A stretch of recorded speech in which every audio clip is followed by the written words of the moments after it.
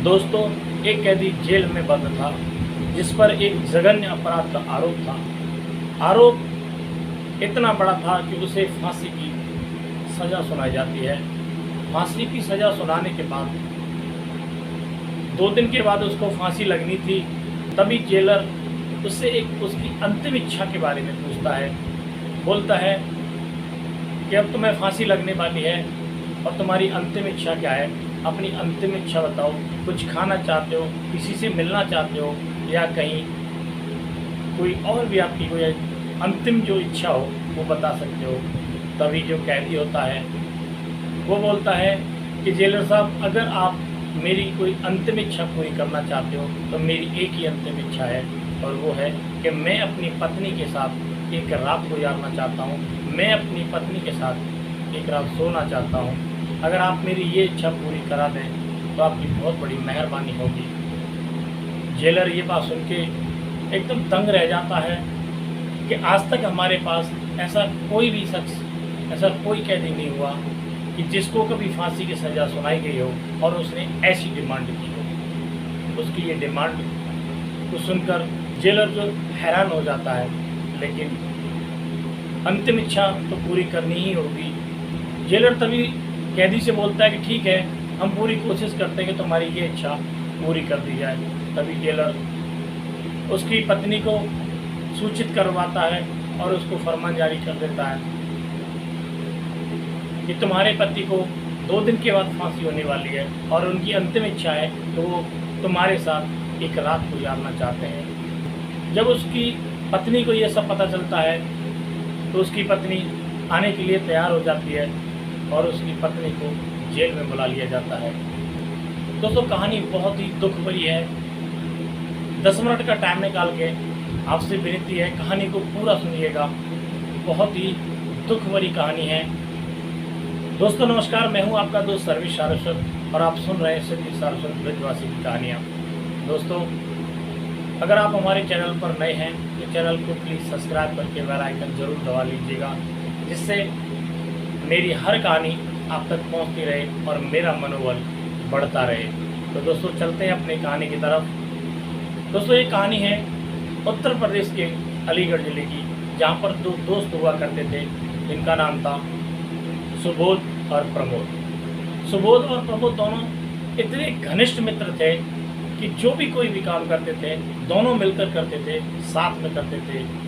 साथ में ही रहना होता था, साथ में खाना होता था, साथ में ही पढ़ाई लिखाई की बहुत अच्छी घनिष्ठ मित्रता थी दोनों के बीच में। और दोनों नौकरी करने के लिए जहाँ जाते हैं दोनों साथ में ही नौकरी करने के लिए जाते हैं। जब दोनों नौकरी करने के लिए साथ चले जाते हैं तो जिस कंपनी में वो काम करते हैं दोनों एक ही कंपनी में काम करते हैं, और कंपनी में साथ में काम करने वाली एक लड़की होती है जो कि सुबोध से उसकी बहुत अच्छी दोस्ती हो जाती है।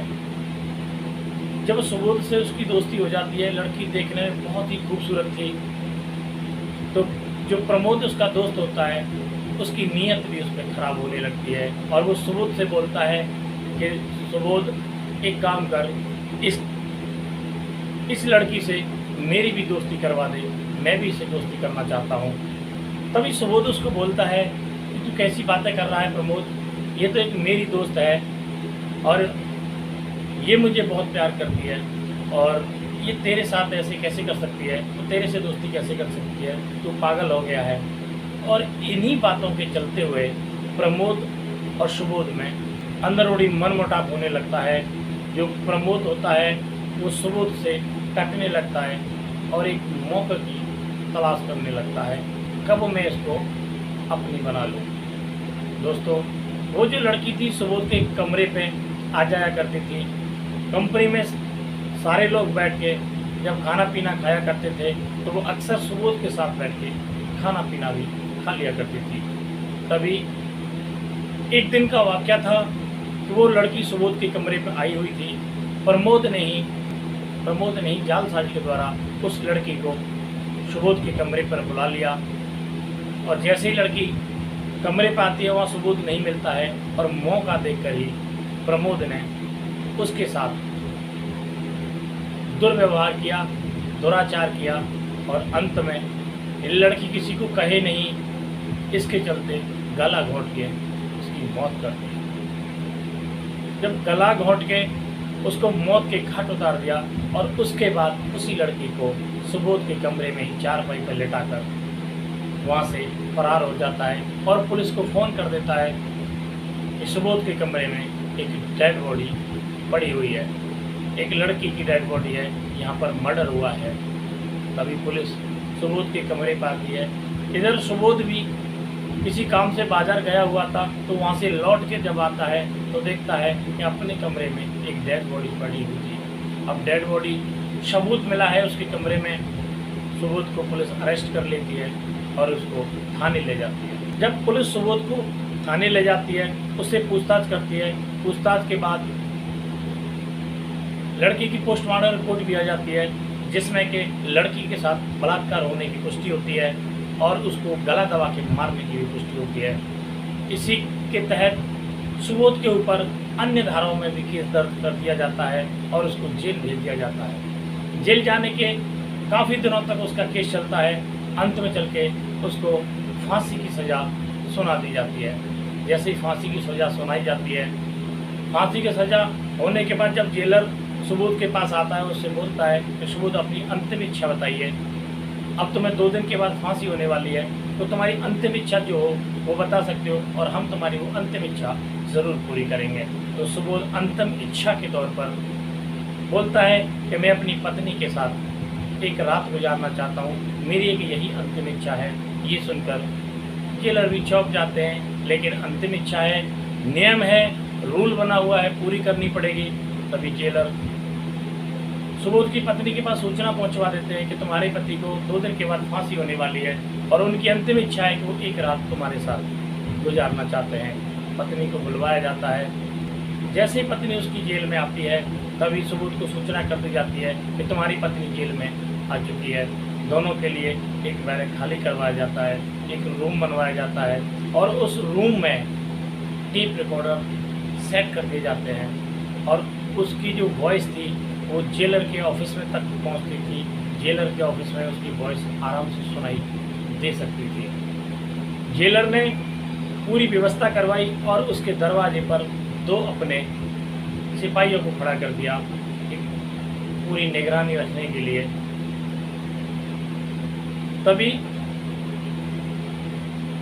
तभी सुबोध की पत्नी सुबोध के पास कमरे में पहुंचती है और पहुंचते ही दुआ सलाम होती है और उसके पैर पकड़ लेती है और रोने लगती है, अपने पति से लिपट जाती है।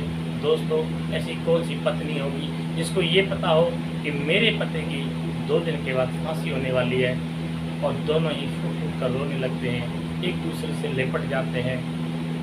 उसके बाद पत्नी उससे बोलती है कि आपकी 2 दिन के बाद फांसी होने वाली है, हम हमेशा के लिए जुदा हो जाएंगे, आपने ऐसा क्यों किया? काश आप ऐसी गलती ना करते। ऐसा जब वो तुम्हारी दोस्त थी तो तुमने उसका मर्डर क्यों किया? क्यों तुमने उसको मारा? ये बात सुनकर सुबोध भी रोने लगता है और बोलता है, क्या तुम भी ऐसा ही सोचती हो कि मैंने उस लड़की को मारा है? दरअसल सच ये नहीं है, मेरे को 2 दिन के बाद फांसी होने वाली है और मैं जो कुछ भी कहूँगा वो बिल्कुल सत्य बताना चाहता हूँ। मैंने इसीलिए तुम्हें बुलाया है।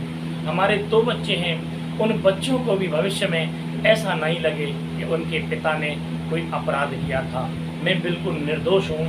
दरअसल उस दिन मैं सब्जी लेने के लिए बाजार गया था और मेरे पीछे प्रमोद ने एक जालसाजी के तहत उस लड़की को रूम पर बुलाया था और उसके साथ बलात्कार किया, और बलात्कार करने के बाद उसी ने उसको गला घोंट के मारा था। मैंने कोई मर्डर नहीं किया, मैं बिल्कुल निर्दोष हूँ और यही बात बताने के लिए मैंने तुम्हें यहाँ बुलाया है। इतना कहकर सुबोध भी बुरी तरह से रोने लगता है और बोलता है कि मैं बिल्कुल निर्दोष हूँ। क्या तुम मेरी पत्नी होकर भी तुम्हें मेरे पे विश्वास नहीं है क्या? क्या मैं ऐसा अपराध कर सकता हूँ? लेकिन जो पत्नी थी बहुत ही नेक थी और वो समझ जाती है कि वास्तव में मेरा पति निर्दोष है, और भगवान से दुआ मांगती है कि हे प्रभु, हे भगवान, अगर मेरा पति निर्दोष है तो इसकी सज़ा मेरे पति को फांसी क्यों? दोस्तों इनकी दोनों की बातों को जेलर अपने ऑफिस में बैठा सब सुन रहा था, और जो गेट पर जो पहरेदार खड़े किए थे वो भी जब इन बातों को सुनते हैं वो भी भावुक हो जाते हैं और साथ में वो भी रोने लगते हैं कि धन्य हैं, ऐसे भी लोग हैं जिनसे मर्डर किया नहीं है और इसका भी एक परिवार है, इसको फांसी होने वाली है, और निर्दोष को फांसी हो ये तो अच्छी बात नहीं है। पूरी रात दोनों पति पत्नी रोते रहते हैं, बिलखते रहते हैं, एक दूसरे से मिलते रहते हैं। सुबोध अपनी पत्नी को समझाता है कि मेरे जाने के बाद अपने बच्चों को, सुबोध के 2 बेटे थे, अपने बच्चों को ये बता देना कि तुम्हारे पिता ने कोई गुनाह नहीं किया था, कभी ऐसा ना हो कि बच्चे कोई गुनहगार के बच्चे कहलाएं। तो मैंने कोई गुनाह नहीं किया और इसकी पैरोकारी तुम्हें करनी है और मैं इसकी जिम्मेदारी तुम्हें दे के जा रहा हूँ। अपने बच्चों को अच्छी परवरिश देना, बहुत अच्छा प्यार देना और उनको एक कामयाब इंसान, अच्छा इंसान बनाना। ये कहते हुए दोनों पूरी तरह से रोने लगते हैं, बिलखने लगते हैं। पूरी रात रोते रोते दोनों पति पत्नी की जेल में गुजर जाती है। सुबह होती है, पत्नी पति को छोड़कर अपने घर की तरफ जा रही होती है। उसे पता था कि अब अगली बार हम कभी नहीं मिलेंगे, और वो कहती है, उसके अपने पति के पैर छूती है और कहती है कि अगले जन्म में भी अगर हम दोबारा से कभी जन्म लें तो आप ही मुझे पति के रूप में मिलें। और बार बार जाती है, फिर छूट के लिपट जाती है, फिर जाती है, फिर रोने लगती है, क्योंकि वो जानती थी कि अगली बार मैं इनसे अब कभी नहीं मिलने वाली हूँ। 2 दिन के बाद इनको मौत के घाट उतार दिया जाएगा, और वो भी तब जबकि मेरे पति निर्दोष हैं।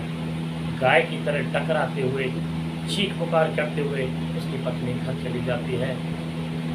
तभी जेलर और बाकी के जो सारे स्टाफ के लोग हैं वो सब एक मीटिंग बिठाते हैं और उस टेप रिकॉर्डर को पब्लिकली शेयर कर देते हैं, सबको सुनाते हैं।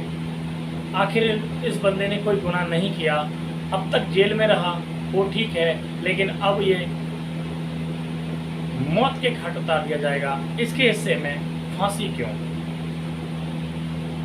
एक दिन बीच में था, उसी दिन जेलर अपने सीनियर अफसरों से बात करता है और उसी टेप रिकॉर्डर के माध्यम से केस में एक नया मोड़ आ जाता है। उसको कोर्ट में पेश कर दिया जाता है सबूत के तौर पर ये निर्दोष है। कोर्ट में भी जब उसकी सुनवाई होती है फिर से केस खोला जाता है, सुनवाई होती है। सुनवाई होने के बाद जज भी ये जब सारी बातें जान लेता है, जब जज को ये सारी बातें अच्छे से समझ आ जाती है, जज भी भावुक हो जाता है और उसको बाइज्जत बरी कर देता है, और उसका जो दोस्त प्रमोद था उसको अरेस्ट करने के कड़े आदेश दे देता है। तत्काल में उसको अरेस्ट कराया जाता है और उसको जेल में बंद कर दिया जाता है। तभी उसकी पत्नी को सूचना दी जाती है कि तुम्हारे पति निर्दोष हैं, उनको कोई भी सज़ा नहीं होगी, उनको बाइज्जत बरी किया जाता है। उसकी पत्नी की खुशी का ठिकाना नहीं होता। वो लाख लाख धन्यवाद भगवान का करती है, वो लाख लाख धन्यवाद वो जेलर का और उस जज का करती है जिन लोगों ने मिलकर उसके पति को, निर्दोष पति को बचा लिया। और जो दोषी था प्रमोद, उसको जेल में डाल दिया जाता है और फांसी की सज़ा सुना दी जाती है और उसको फांसी हो जाती है। दोस्तों, कर भला होगा भला, कर बुरा होगा बुरा। प्रमोद ने कुछ भी गलत नहीं किया था, तो उसको भगवान ने उसको बचा लिया, और जिसने गुनाह किया था, जिसने अपराध किया था, उसको फांसी की सज़ा हो जाती है। दोस्तों, ये रही मेरी कहानी। दोस्तों, मेरा ये कहानी सुनाने का उद्देश्य किसी को ठेस पहुंचाना नहीं है, बस समाज में जागरूकता लाने का काम है। अगर आप हमारे चैनल पर नए हैं और आपने एक चैनल को सब्सक्राइब नहीं किया है तो प्लीज़ चैनल को सब्सक्राइब कर लीजिए, बेल आइकन को दबा लीजिए। तो मिलते हैं किसी अन्य कहानी के साथ, तब तक के लिए नमस्कार, जय हिंद।